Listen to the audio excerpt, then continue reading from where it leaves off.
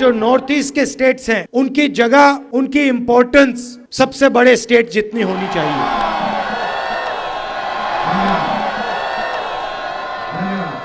अरुणाचल की हालत आप जानते हो, भ्रष्टाचार, बेरोजगारी, महंगाई,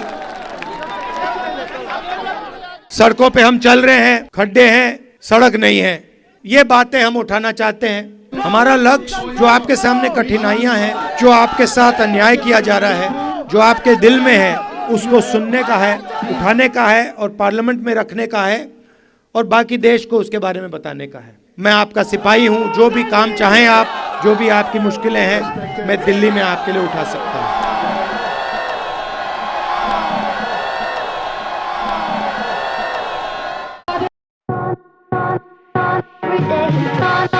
Major issue that everybody is talking about is rampant corruption. Corruption has just increased a lot, and at the time of high inflation, high unemployment, this is really bugging the people. Your chief minister's corruption. What is the main thrust of his corruption these days? PWD minister, chief minister है, खुद chief minister. जो budget है, सब budget PWD दे देता है। PWD दे देता है और हर एक काम में 10% पहले ले लेता है।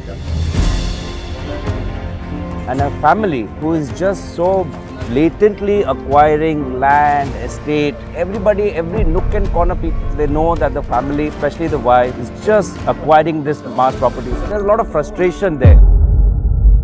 देश में सबसे ज्यादा अगर करप्शन हो तो आसाम का चीफ मिनिस्टर, एकदम सच बात।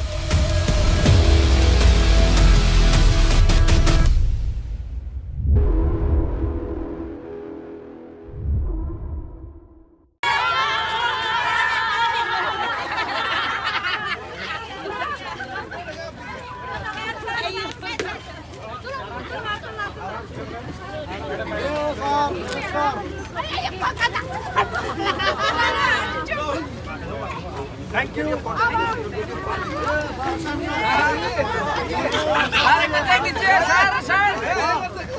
एक बार देख लीजिए।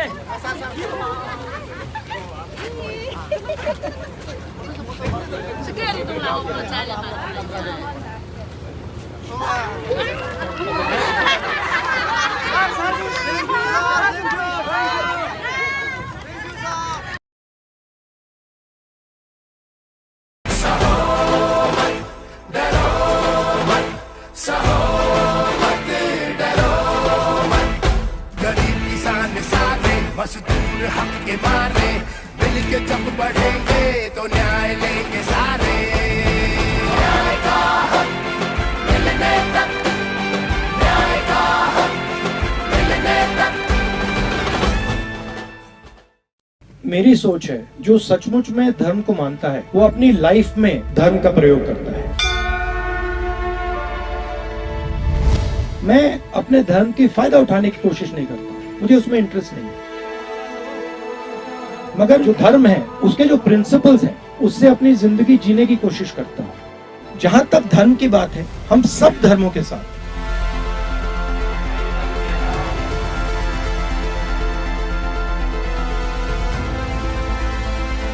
राम मंदिर 22 तारीख का फंक्शन जो है, ये राजनीतिक फंक्शन बन गया है। हिंदू धर्म के जो हमारे लीडर्स हैं, जो अथॉरिटीज हैं, उन्होंने कहा है कि वो नहीं जा पाएंगे क्योंकि ये राजनीतिक फंक्शन बन गया है। जो राजनेता हैं, उनकी जरूरत है कि सामने चुनाव है, वो चाहते हैं कि हर जगह से हम चुनावी राजनीति में कोई लाभ लेना है। आरएसएस ने, बीजेपी ने 22 तारीख को एक इलेक्शन फ्लेवर, पॉलिटिकल फ्लेवर दे दिया। हम नफरत का हिंदुस्तान, बटा हुआ, टूटा हुआ हिंदुस्तान नहीं चाहते हैं, हार्मोनियस भाईचारे का हिंदुस्तान चाहते हैं।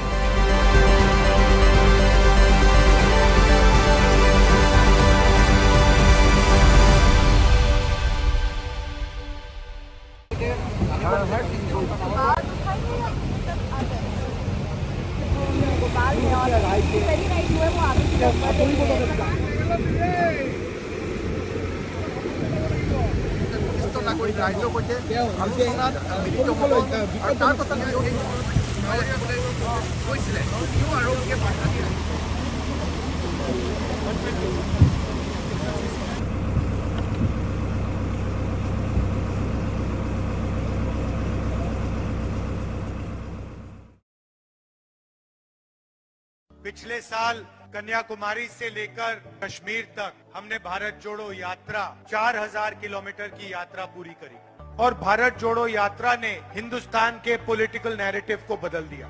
बीजेपी आरएसएस देश में नफरत फैलाते हैं, एक धर्म को दूसरे धर्म से लड़ाते हैं और इनका लक्ष्य जनता को लड़ाने का है और फिर जनता का जो धन है उसको लूटने का है। सीधी सी बात है। हमने भारत जोड़ो न्याय यात्रा मणिपुर से शुरू की और ये यात्रा मणिपुर, नागालैंड, असम से लेकर महाराष्ट्र तक जाएगी। इस यात्रा का लक्ष्य हर धर्म को, हर जात को, हिंदुस्तान की जनता को एक करने का तो है, मगर इसमें हमने न्याय शब्द भी जोड़ रखा है, क्योंकि हम मानते हैं कि देश में, हर प्रदेश में बीजेपी और आरएसएस अन्याय कर रहे हैं। आर्थिक अन्याय, सामाजिक अन्याय और राजनीतिक अन्याय। आपने शंकर देव जी की बात की।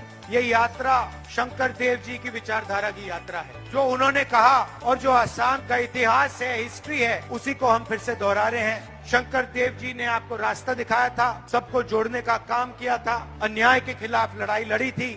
उसी रास्ते पर भारत जोड़ो न्याय यात्रा चलने जा रही है। आपने इतना प्यार भरा स्वागत दिया, इसके लिए दिल से आपको धन्यवाद। नमस्कार, जय हिंद।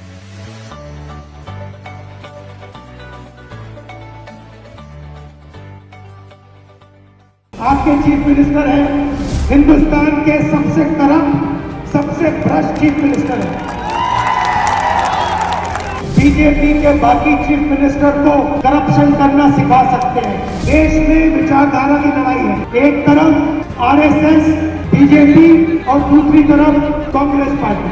आरएसएस और बीजेपी कहते हैं कि हिंदुस्तान को दिल्ली से चलाया जाना चाहिए। एक भाषा हो, एक लीडर हो, और जो बाकी भाषाएं हैं, आपकी भाषा है, बाकी प्रदेश है, इन सबको दिल्ली से चलाया जाए। हमारा कहना है कि नहीं, असम को दिल्ली से नहीं चलाया जाएगा, असम को यहाँ असम से चलाया जाएगा।